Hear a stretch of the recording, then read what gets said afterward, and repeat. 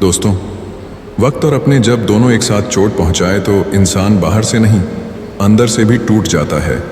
आज की जो कहानी मैं आपको सुनाने जा रहा हूं, इस कहानी से हमें ये सीखने को मिलने वाला है कि किस तरह से हम लोगों से धोखा खाने से बच सकते हैं। ऐसी कौन सी चीज़ें हैं, ऐसी कौन सी बातें हैं जिसे हमें हमेशा ध्यान में रखना चाहिए ताकि हम अपने आने वाले समय में अपने ही लोगों से धोखा खाने से बच सके। नमस्कार दोस्तों, Bodhi thinks by YouTube channel में आपका दिल से स्वागत है। दोस्तों, बहुत पुराने ज़माने की बात है। एक गांव में एक युवक रहता था। वह शिकारी था, लेकिन वह दूसरे शिकारियों की तरह नहीं था। उसने अपनी पूरी जिंदगी में कभी किसी जानवर को नहीं मारा था। वह किसी जानवर को मारने के लिए हाथ उठा ही नहीं सकता था। बस उसके पास एक जाल था और एक बांसुरी थी जिस पर वह बहुत सुरीली धुन बजाया करता था। वह रोजाना जंगल में जाता और जाल बिछा के कुछ दूर चला आता और जाल से कुछ दूर जाकर बांसुरी बजाने लगता। उसकी बांसुरी की मधुर आवाज सुनकर परिंदे उड़ते चले आते। वह इंतजार करता और जैसे ही कोई परिंदा उसके जाल के पास आता, वह रस्सी खींचकर उसे जाल में बंद कर लेता। फिर वह अपने घर चला आता।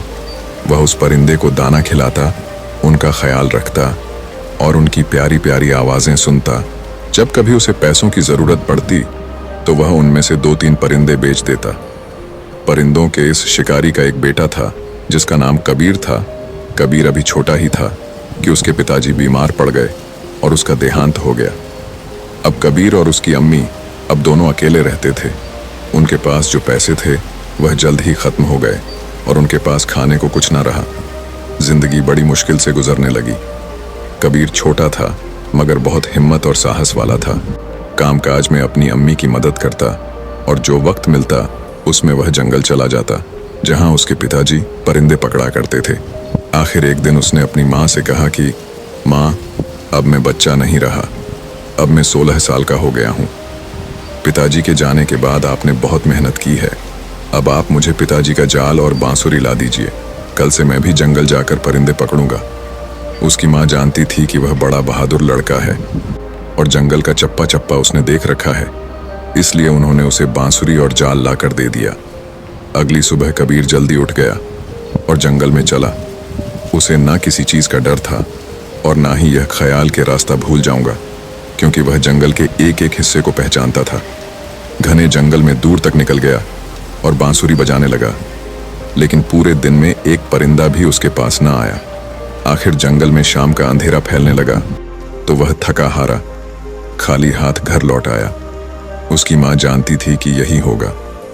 परिंदे पकड़ना इतना आसान नहीं है कि कोई एक ही दिन में यह काम सीख ले। उन्होंने बेटे को तसल्ली दी और समझाया कि बेटे, तुम्हारे पिताजी भी तुरंत परिंदे पकड़ने में माहिर नहीं हो गए थे। अभी तुम्हें इस काम को सीखने में बहुत मेहनत करनी पड़ेगी। कबीर हिम्मत हारने वाला नहीं था। उसने मुस्तकिल वक्त से यह काम जारी रखा। आखिर आहिस्ता आहिस्ता उसे बांसुरी पर खूबसूरत धुनें बजाना, अपने आप को परिंदों से छुपाना और बगैर हिले जुले सब्र से देर तक बैठना आ गया और परिंदे उसके जाल में फंसने लग गए। हर दिन की तरह वह जंगल जाता है और जाल रखकर कुछ दूर चला जाता है। कुछ समय बाद उसके जाल में एक बहुत अजीब और खूबसूरत परिंदा फंस गया। उसके पर 7 रंगों के थे। उसे वह खुशी खुशी अपने घर ले आया और उस परिंदे को एक पिंजरे में बंद कर दिया। अगली सुबह जब वह उठा तो यह देखकर हैरान रह गया कि परिंदे ने एक खूबसूरत अंडा दिया था। वो अंडा भी 7 रंगों का था। कबीर ने सोचा कि यह अंडा बाजार में जाकर बेच देना चाहिए ताकि कुछ पैसे मिल सके। जब वह अंडा लेकर बाजार पहुंचा तो उसे दुकानदार ने देख लिया। यह दुकानदार बहुत चालाक और लालची था। उसका काम ही गरीब लोगों को धोखा देना और सस्ती चीजें महंगे बेचना था। कबीर के हाथ में रंगीन अंडा देखते ही उसने तुरंत आवाज दी, सुनो, क्या यह अंडा तुम्हें मुझे बेचना है? मैं इसे खरीदता हूं। कबीर पहले से ही जानता था कि वह दुकानदार बुरा आदमी है। उसकी चालाकी और लालच देखकर कबीर ने कहा, हाँ, लेकिन इसकी कीमत 15 रुपए लगेगी। दुकानदार ने कहा, ठीक है। कबीर को यह देखकर हैरानी हुई कि चालाक दुकानदार ने उस अंडे की कीमत कम करने की कोशिश नहीं की और उसे 15 रुपए देकर अंडा ले लिया। कबीर ने बाजार में वह पक्षी बेच दिया और अपने घर आ गया और वह 15 रुपए उसने अपनी माँ को दे दिए। अगली सुबह उसने देखा कि परिंदे ने फिर एक वैसा ही रंगीन अंडा दिया है। यह अंडा भी उसने बाजार जाके उस चालाक दुकानदार को बेच दिया। इस तरह वह परिंदा रोजाना एक खूबसूरत और रंगीन अंडा देता और कबीर उसे बेच आता। और ऐसे ही माँ बेटे अच्छे से जिंदगी जिन्हें लगे। एक दिन कबीर को विचार आया कि यह चालाक दुकानदार ने मुझसे कम कीमत में अंडा खरीद तो लिया, जरूर उसे बहुत ज्यादा कीमत पर आगे बेचता होगा। यह सोचकर उसने एक दिन दुकानदार का पीछा किया। वह दुकानदार अंडा खरीदकर महल में पहुंचा और कबीर समझ गया कि वह दुकानदार इससे रोज अंडा खरीदकर राजा को महंगे दामों में बेच आता है। कबीर ने सोचा कि क्यों ना मैं खुद अंडा लेकर महाराज के पास जाऊं और ज्यादा रकम पाऊं।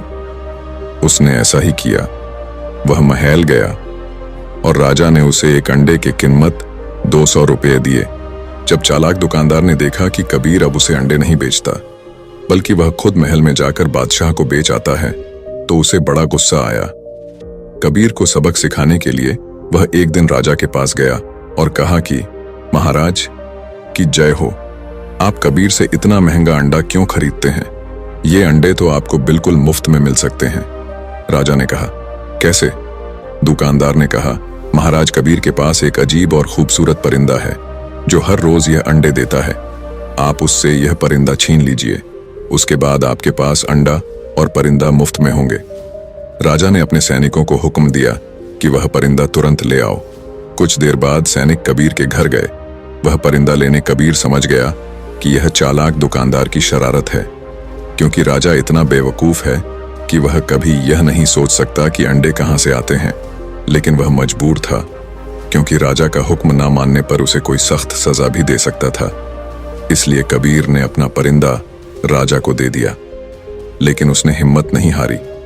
उसने अपनी बांसुरी और जाल उठाया और अगले दिन जंगल में चला गया। उसने ऐसी मधुर बांसुरी बजाई कि जंगल के कोने कोने से परिंदे निकलकर उसके पास आने लगे। उसके जाल में कभी कबूतर फंसता, कभी बुलबुल तो कभी तीतर। कबीर उनको बेचकर दोनों माँ बेटे हंसी खुशी जिंदगी गुजारने लगे।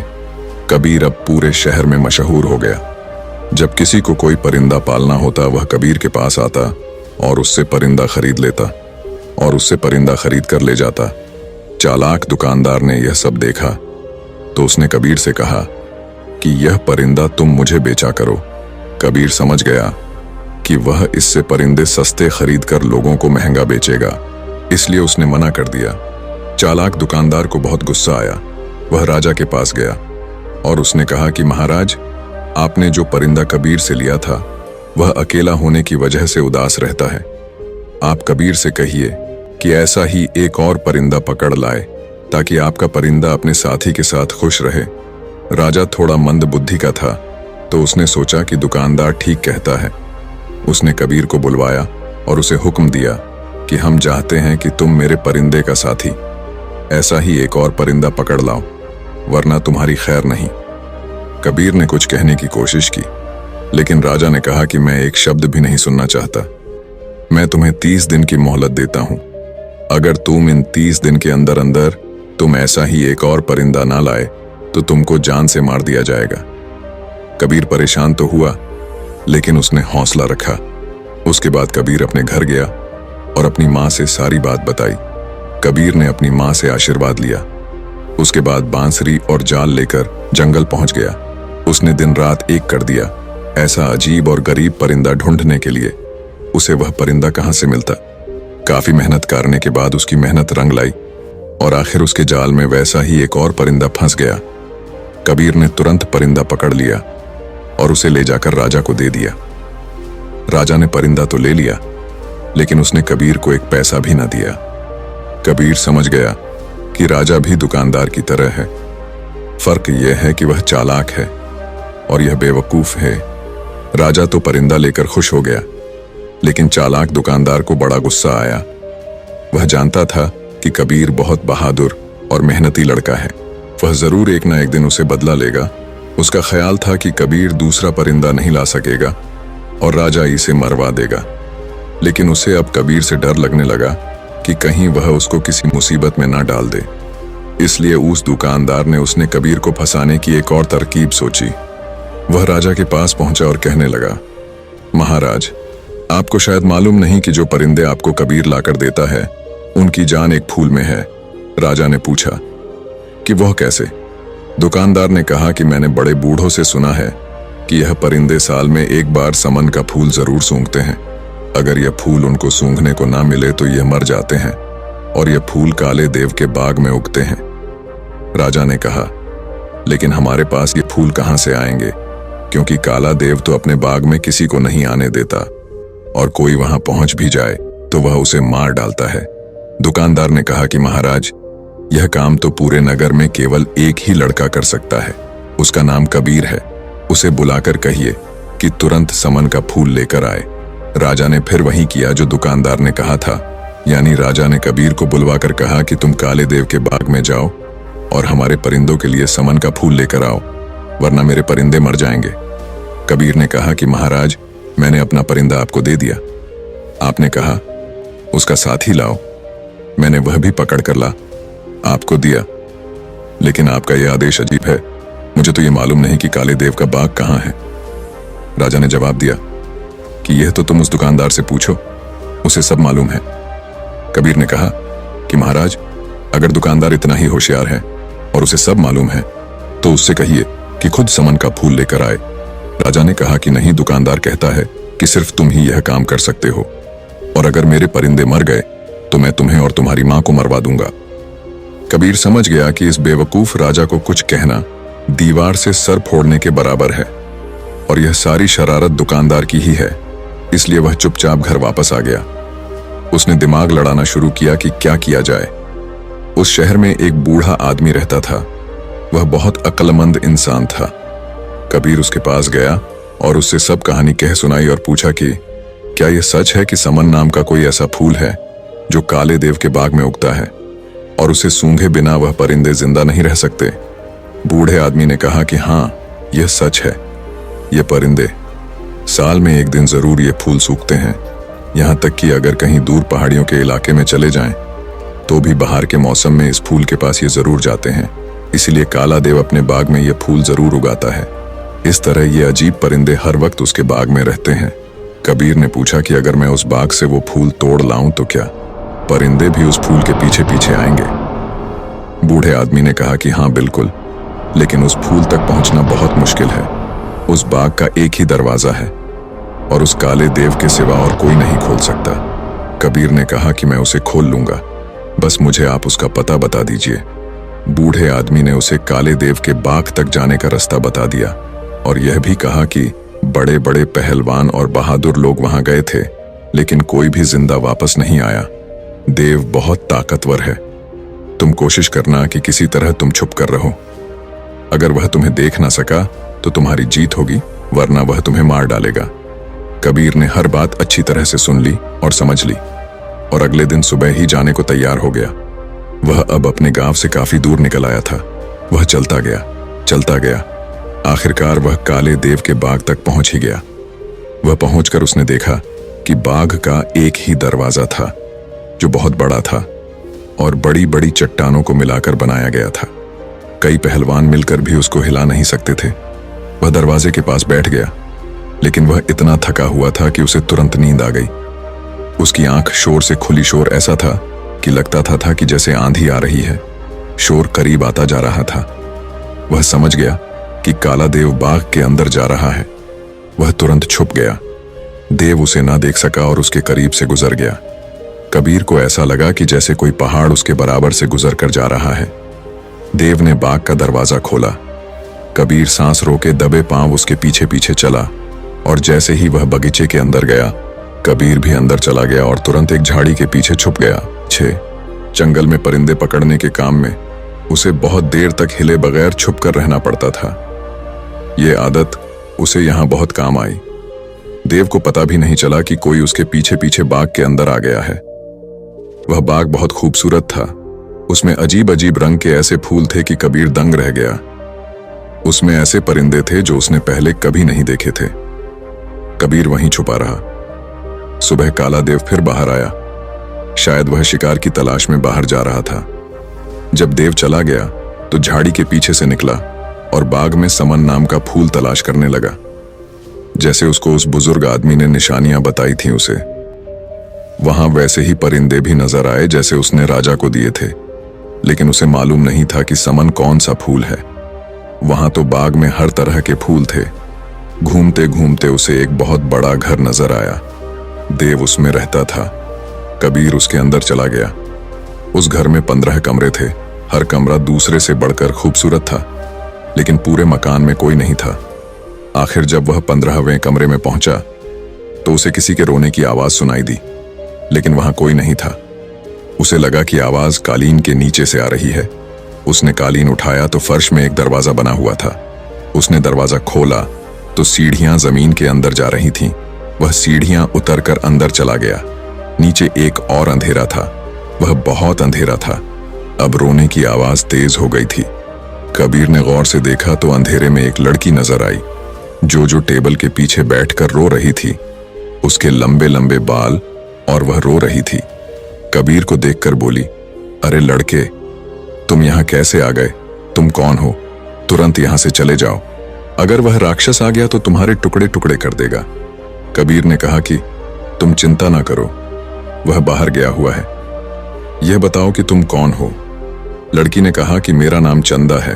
वह मनहूस देव मुझे कई साल पहले उठा लाया था, तब से मैं यहाँ कैद में हूं। कबीर ने उसे नीचे उतारा। उसने फिर पूछा कि तुम कौन हो और यहाँ क्यों और कैसे आए हो? कबीर ने पूरी बात बताई कि वह किस तरह समन के फूल की तलाश में आया है, और अगर फूल ना मिला तो महाराज उसकी मां को नुकसान पहुंचा सकता है। उस लड़की यानी चंदा ने कहा कि समन नाम का फूल सबसे पहले मैंने उगाया था। अगर तुम मुझे यहां से निकाल कर ले जाओ तो मैं तुम्हें समन उगा कर दूंगी। फिर सारे परिंदे तुम्हारे पास आया करेंगे। उसने बताया कि काला देव के स्तंभ में तेज घोड़े भी हैं। कबीर वह गया और उसने 2 घोड़े खोल लिए। उस लड़की ने वह फूल भी तोड़ लिया था। दोनों घोड़े पर सवार हो गए। चंदा को मालूम था कि बाग में एक पत्थर को दबाने से बाग का दरवाजा खुल जाता है। इस तरह दोनों दरवाजे खोलकर घोड़े पर सवार होकर वहां से निकल गए। घोड़े भगाते भगाते दोनों कबीर के नगर पहुंच गए। कबीर की मां अपने बेटे को देखकर बहुत खुश हुई। कबीर ने फिर अपनी मां को सारी कहानी सुनाई। फिर वह दोनों को अंदर ले गए और खाना खिलाया। फिर पूछा कि यह बताओ, जो फूल तुम लेने गए थे वह मिला भी या नहीं? कबीर ने कहा कि मां, जब मैं गया था तो मैंने आपको कुछ नहीं बताया था। फिर आपको कैसे पता चला कि मैं फूल लेने गया था? उसकी मां ने बताया कि राजा के सिपाही रोज आते हैं और पूछते हैं कि कबीर फूल लेकर आया कि नहीं। दोनों अभी बैठे ही थे कि इतने में राजा के सिपाही भी आ गए और पूछा कि तुम फूल लाए या नहीं। इससे पहले कि वह जवाब में कुछ कहता, चंदा ने कहा, हाँ ले आया है। थोड़ी देर में खुद राजा के पास फूल लेकर जाएगा। राजा के सिपाही चले गए तो चंदा ने चाकू लेकर अपनी उंगली में चीर लगाया। खून के 2 कतरे निकले और निकलकर फूल बन गए। चंदा ने कहा कि देव को मालूम था कि मैं इस तरह समन के फूल बना सकती हूं, इसलिए वह मुझे कैद रखता था। अब यह फूल राजा के पास ले जाओ। जब वह फूल लेकर राजा के पास पहुंचा तो परिंदे उदास थे। उन्होंने चहचहाना बंद कर दिया था। फूल देखते ही परिंदों में जैसे जान पड़ गई। वो फिर से बोलने लगे। राजा खुश हो गया, लेकिन चालाक दुकानदार यह देखकर जल गया कि कबीर फिर कामयाब हो गया। दोस्तों, सच कहते हैं कि जिसके हौसले बुलंद हो उसे कामयाबी जरूर मिलती है। दोस्तों, आपने आज के इस वीडियो से क्या सीखा वह मुझे आप कमेंट में बता सकते हैं। इसी के साथ में उम्मीद है कि आपको आज की वीडियो पसंद आई होगी, तो इस वीडियो को उस इंसान को शेयर करें जिससे यह कहानी सुनने की जरूरत है, और उसी के ठीक बाद चैनल को सब्सक्राइब करें। तो चलिए फिर मिलते हैं ऐसी एक और नई वीडियो में एक नए मैसेज के साथ। तब तक के लिए अपना ख्याल रखें। धन्यवाद और नमो बुद्धाय।